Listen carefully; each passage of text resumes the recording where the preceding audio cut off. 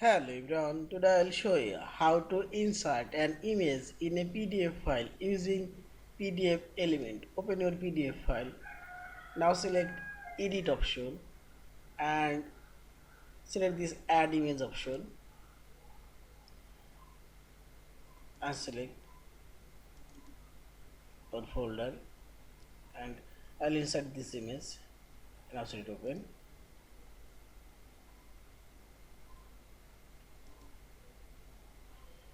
Now I'll decrease this image size and click right button for your mouse. And this is image alignment. I will align is center horizontally. See this, and also you can edit here. You can decrease the image size. You can rotate your image. You can set the image size here and click right button, and you can replace and press delete. Yeah, in this way you can insert image in your PDF file. And finally select this file option, save or save as your PDF file. Thank you for watching. Please subscribe, like, share and comments.